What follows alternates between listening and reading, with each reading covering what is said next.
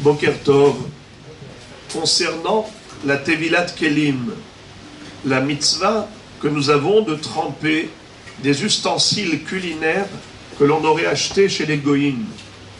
On le sait très bien que c'est une mitzvah qui doit être accompagnée de la récitation de la bracha Baruch ata Hashem Elokeinu melech haolam asher kideshanu b'mitzvotav et tzivanu al tevilat kelim.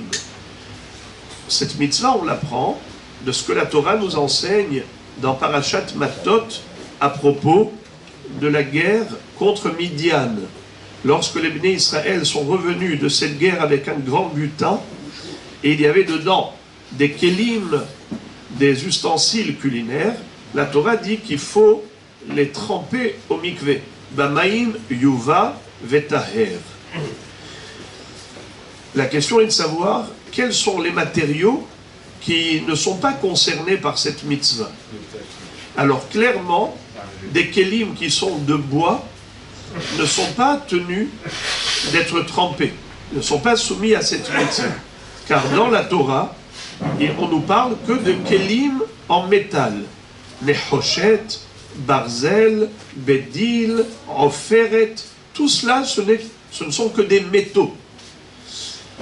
Mais qu'en est-il de kélim, par exemple, de verre? Les kélim en verre, est-ce qu'on a besoin de les tremper au mikvé?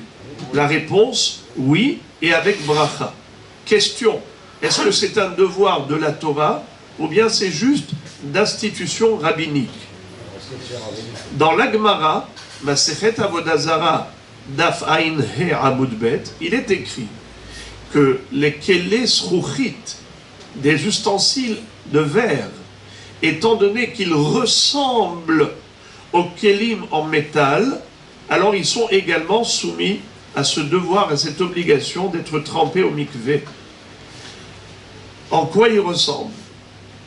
Quelle est la ressemblance? Quelle est la comparaison? Rashi explique que, étant donné que si par exemple un kéli en métal a été percé, on peut le faire fondre et reconstituer le kéli. Donc il est réparable, il est recyclable. C'est exactement pour le verre.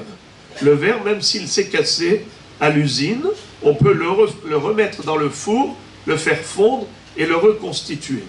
C'est la raison pour laquelle, nous dit la Gemara, on a l'obligation de tremper des kélim de verre au mikvé exactement comme nous avons l'obligation de le faire pour des kélim en métal. Seulement la question se pose, est-ce que c'est un devoir rabbinique ou un devoir toraïque? Pour la bracha, il n'y a pas de différence, parce que la bracha qu'on doit réciter pour une mitzvah, peu importe qu'elle soit d'ordre toraïque ou rabbinique, il y a toujours une bracha à réciter, comme par exemple l'allumage de la Hanoukia. C'est une mitzvah rabbinique, mais il faut faire la bracha. Netilat Yadayim, c'est une mitzvah rabbinique, mais il faut faire la bracha.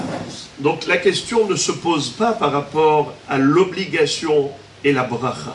La question se pose par rapport à un safek. Par exemple, quand on a un doute, on a une règle. Safek de oraïta la humra. Safek de rabanan la kula. Quand on a un doute, est-ce que nous devons faire l'action ou pas? Eh bien, s'il s'agit d'une mitzvah de la Torah, dans le doute, il faut être strict, il faut être rigoureux et il faut être mahmir. Si c'est une mitzvah d'ordre rabbinique, dans le doute, on n'a pas besoin d'être mahmir. Les hachamim eux-mêmes ont dit, ça fait que des rabanan, la kula, tu peux être cool et indulgent.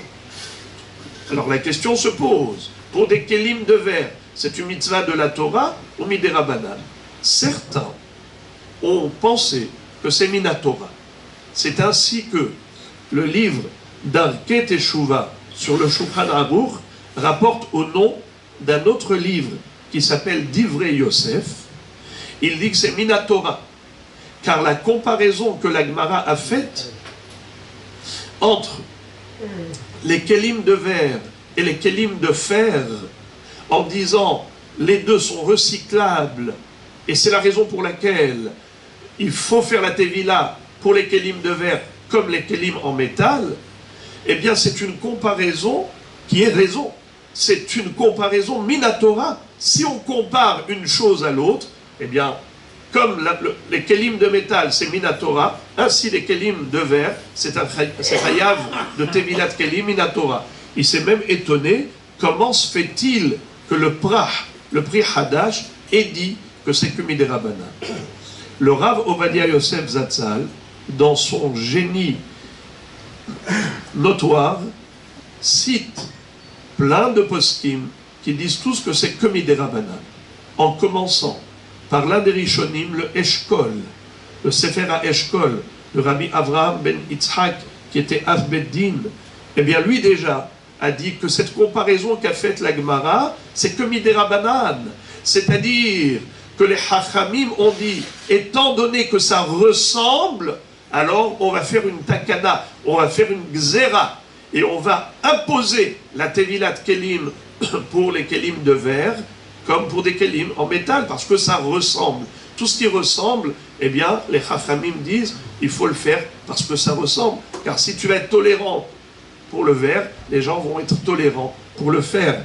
Mais il n'est pas le seul, le Sefer HaEshkol.